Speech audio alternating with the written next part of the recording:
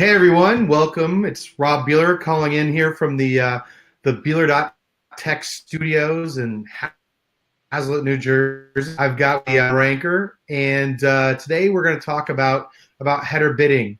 And I want to just say real quickly, I have just a few questions for Prem. He wrote an article on Medium, which hopefully all of you have read. I think it goes into kind of the canon of articles that are kind of must reads, right? And obviously what they've done at Ranker deserves attention. And so that was kind of the genesis for this. But I only have a few, say, written down questions. I'm certainly going to react to whatever Prem says, and so I might riff, so don't hold me to just 4 questions. But really, this is about driving conversation. And so, starting now, start to load up your questions. What I figure I'll do is I'll ask a number of questions, stop.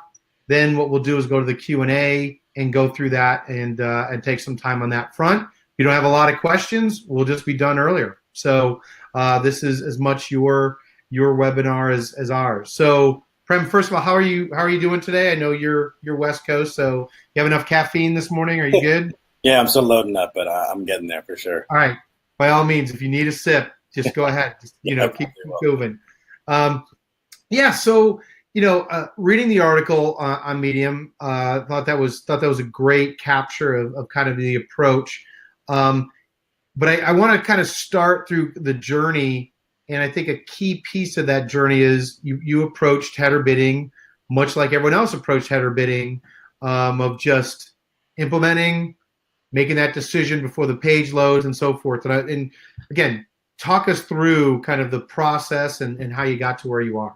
Yeah, sure. So, a couple of years ago, I would say, 2 or 3 years ago at this point, my involvement on the ad tech side was virtually nothing. I think the first time we got any sort of request to put what was considered header bidding, and OpenX was our first integration. They reached out through one of our ad ops guys and said, hey, can you put the tag on the page? And they kind of explained to me kind of what it is. And I was like, sure. We put it in, pushed it up, and never really looked at it and didn't think much about it. And, less than a year later, we started kind of, our CEO started talking to us about header bidding and saying, oh, there's stuff we can use. I started looking into it, and I was like, okay, this is interesting. And that's when I started digging into the code and being like, well, OpenX is doing this thing on our page, which I had no idea about. So that's kind of how I started looking at the whole stack, and that's when it really kind of started opening my eyes a bit, because, for the year prior to that, or I would say 6 months prior to integrating header bidding or wrapper at all, we spent a lot of time starting to focus on page loads and speeding things up, just as independent of ads, like just traditional publisher. How do we get our page loads to go faster? We need it for SEO, we need it for UX, for decreased bounce time. And then all of a sudden, I started noticing that the work that we were doing is kind of being, basically, yeah, exactly. It was just the wrong approach. We were making incremental improvements. When we started off, we were about almost 17, 18 seconds page load times, which is really, really bad, but it's what it was. So before we even started touching the ads, we started speeding up the page and figuring out how do we render images and HTML and what do we need to do to get things to load faster. Got it down into the 10s, which is not great, but still, significantly better than 18. And then as we started integrating the header bidders, it started going back up. So that's when we kind of had to take a look, and I started looking at what the ads were doing. And the reality is header bidding is, blocking the page from loading. So the more ad tags you put in, the slower it loads. And that's when it kind of started baking in this whole idea of this fundamental problem that we're kind of chasing our tail a bit in terms of trying to speed the page up, but then add these things in. And right, you're losing all your gains by just adding the ad piece to it. Right. If I could just say, when I first heard, Emery Downing Hall talk about header bidding, and I think it was tagless at that point, right? I mean, we went through a little bit of the name part of it. Yeah. And that was the first thing I thought of was that sounds like you're just added latency. Right. And, again, this is obvious, but it's not done well enough, I think, for a lot of publishers, is that relationship between ad operations and the tech team. If you're in ad operations and you see IT as the people who put in the tags I asked them to put in, right? you don't have a good relationship. You're not going to have a good time, Right. right? Because at some point, these things cost, right? The cost it takes in terms of the time and whatever. So yeah, that was the thing where I saw everyone trying to get faster pages, but then add header bidding, and you just saw all that work was really for naught and so forth. So continue. So you started to see that the work you were doing was the only approach at that time, since you were doing traditional header bidding, was okay. You can play with timeouts, and then you have this opportunity cost where the longer you hold the auction, the more bids you get, which increases yield, but then you lose users. So like you're trying to find this fine balance in between that works for the right scenarios. And it just wasn't, I just saw an opportunity there. We're like, okay, look, let's do, rather than trying to block the users and play with this whole game of what the timing is, let's load the content first, which is, not the traditional approach, because most people are like, fire anything as fast as possible. We're like, hey, call me crazy. Let's prioritize our content, everything about us and the users, the page load to go first. And let's do everything that we can to get it to load as fast as possible without the ads, right? And that was kind of our goal. So we brought our page load times, we rebuilt our mobile templates, we brought them down to like in the 2-second range. My front end team was instrumental for that. But we also did a lot of it on the back end and got everything as quick as possible to the page and rendered. And then we kind of set up an internal page load event to fire off and start our auction. So this allowed us to start the auction, the header bidding, post page load, and not have to lose a lot, as opposed to have to compete with everything on the page, because that's what's happening. So footer bidding is what footer bidding. Yeah. Footer bidding. That's essentially what it is. We don't need to add that term as a standard term. We're good. Yeah. But that is what it is. Well, let me ask you just on that alone, and again, because I think some of the people listening in are gonna think through. They may have to follow your same thing. Like they can't necessarily jump to where you've wound up. So let's talk about that one piece. My first thing that comes to my head is impact on viewability, and or at least the ads at the top of the page. Sure. Would certainly be negatively impacted. Did you see that? Yeah, and I mean, to be honest, before we went down this path, we've always found, and I think this is generally the case industry-wide for publishers, if you're doing header bidding, especially, like units above the fold are generally not the most viewable. Get tons of volume out of it, but as it is, you don't get great viewability out of it. So we basically took all our ad units and moved them below the fold, because we knew, look, it's not going to do great anyways, so we're going to either way load them below the fold. So you get more of a chance to do it. But ultimately, if you're going down this path, the faster you get your page to load, and by all means, 2-3 seconds is still slow in my opinion. I think your sites will load significantly faster than that. If you can get it to that level or lower, then the opportunity cost is not that big, because you're basically going to have such a small window of time where the ad hasn't loaded yet. It's all about placing that first ad at the right spot. Right.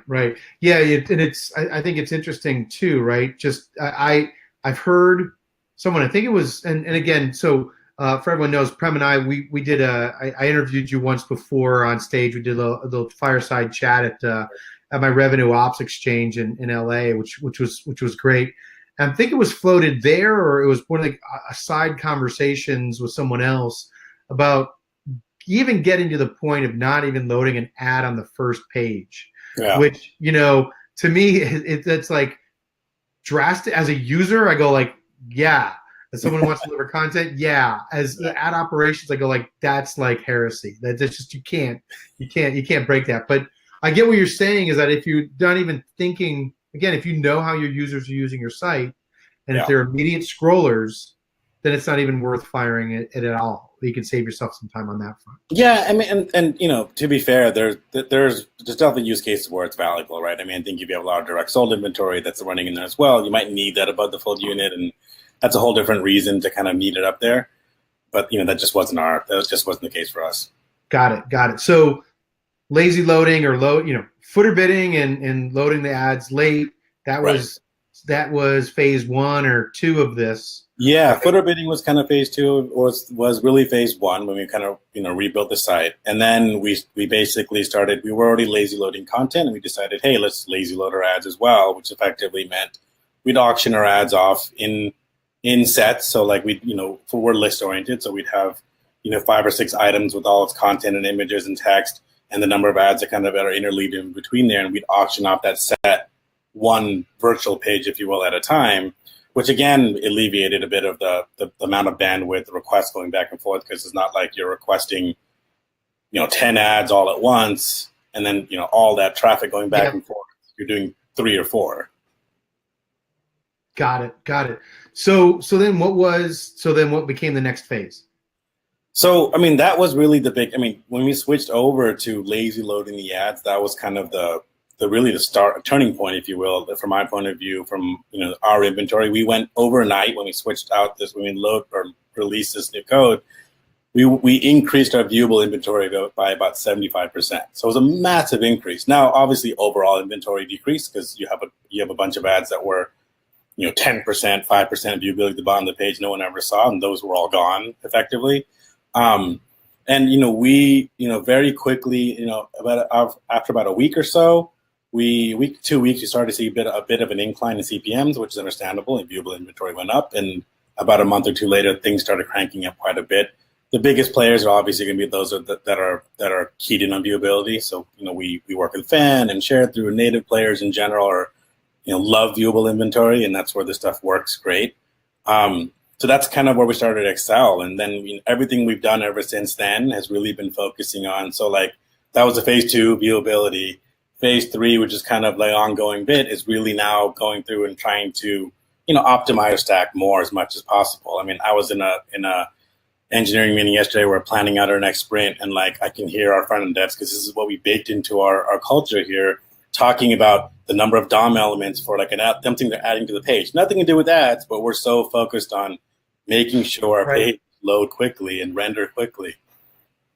Let me ask you, and just going in a technical direction, sure, I can't really speak to, sure, but one of the things that you mentioned the article that you're like with 10 partners now, and again, there's some things there to talk about, but obviously one of the things that caps that number for you is just at some point you only have a certain number of browser can only make a certain number of connections at a given time. Yeah. Have you looked at HTTP2? Is that actually something that where is that on the spectrum of when to talk about that? Because I've been waiting to talk about it. But and it's funny. I think it first came up in a conversation at the RevOps thing last year. Or how long ago? I think it was last year. Last year, yeah. So we are moved over from the site point of view. So, one of the benefits of moving over to a secure site, HTTPS, is that allows you to do HTTP2, which is a requirement to be able to run HTTP2. So our site runs on it now, both all of our resources loaded off on it, which is great so it helps page load times. But the reality is, even though the advertisers all support, they all support HTTPS, the vast majority of them, I can't think of any of them that actually don't support HTTP2 yet. Yeah. So it's a bit of we had to wait for them to kind of catch up to that side of it, right? And every time we talk to our reps and whatnot, we're always kind of trying to push that, because I think it would help things. It's one of the ways to help that issue, but it's much more of a cost to them because it's there's much more infrastructure involved in it. Right. Okay. Well, and again, it seems like that might actually be, for some people, a differentiator, though I guess you need a critical mass of people doing it, right? So in other words, if someone comes out and says we support HTTP2, you're like, great, get everyone else on board. Everyone else, yeah. Okay, got it. So it sounds like that's some time off. I think one thing that other people are looking at in terms of, again, addressing latency as well as just looking at revenue is server side versus client side with this. And I'm curious your thoughts in terms of, what are you doing server side versus client side, and how are you making those kinds of decisions? Sure, yeah. I mean, obviously, I think in everyone's case, that's in header bidding. In an ideal world, if we can do it all server side, we'd all be happy, because it just removes the complexity behind it. But we are working with, obviously, we have EBDA, which is essentially like server side in AdX or in Google, in DFP, and then we have A9 as well, so the TAM product, and that's kind of our two main sources that we're working with. We've gone under our approach is basically, our assumption is in the end we're going to have a mix of both, and it's going to be hybrid. We test anyone that we can on server side to be able to see how well it is. We have always assumed that there's going to be some sort of revenue drop just because you have cookie matching and stuff. It's not going to be as effective on the server side. Our general rule of thumb has always been like, our tier one pubs, if you will, our tier one networks, if you will, we assume are going to stay client side just because the drop's it's going to be too painful. But everyone else will move across, even though there's a bit of a dip, and we're happy to move across to help speed up things on the client side. And that's kind of like, as of right now, like in terms of our current approach today has been more so that than anything else. We haven't seen a scenario where we're actually making out positive in any significant way, but like we're happy to move some of the smaller ad networks across because then there's no cost in running them, and theoretically you can run as many as you want on the server side and not really complain and worry about it. Are you? How often are you even making adjustments in terms of anything within your header bidding setup? I mean, are you shuffling clients in and out? Are you dedicating a percentage of inventory to experimenting and testing different scenarios? Yeah, it's more the latter. So we have an always on kind of I believe it's 5% test where we disable, one of our bidders randomly disable one of our bidders on 5% of traffic, and then we can evaluate the yield that's going on, in the absence of that bidder. Mm-hmm. So anytime where you have a negative lift, and all of a sudden, there's a potential problem, we go look after it. And then, we use that as a always on test. And whenever we bring in new bidders, we create a whole new bucket for them and turn them on and off and, do the same thing.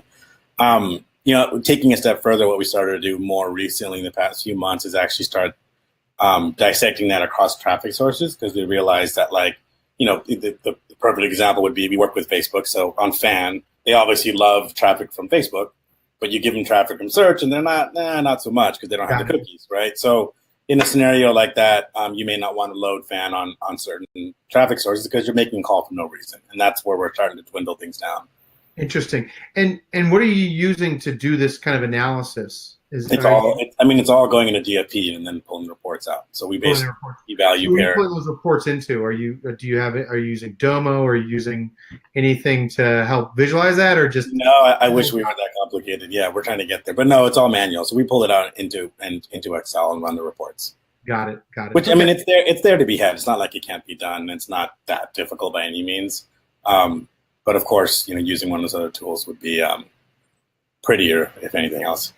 Holiday season is only 6 months away. Maybe you'll find the, but at the same time, I've always gone through this, right? Which is, at least with Excel, you get to figure things out, and obviously as things change, you can change with it.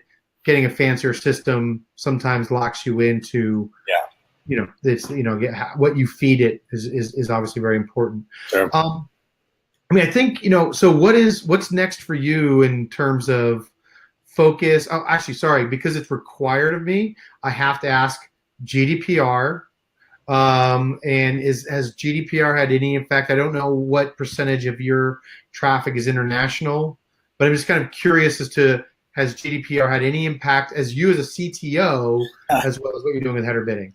As a CTO, yes, because it's taken many, many conversations about which way we're going to go this. So definitely taking a lot of time. Our current approach is effectively we're going to take our toys and go home and come back later when someone else figures out, how to play in this party. But yeah, essentially our approach was just to kind of pull back. We obviously we still load our content there. We pulled back our ad stack and turned it off effectively because although, we get a decent amount of EU traffic for sure.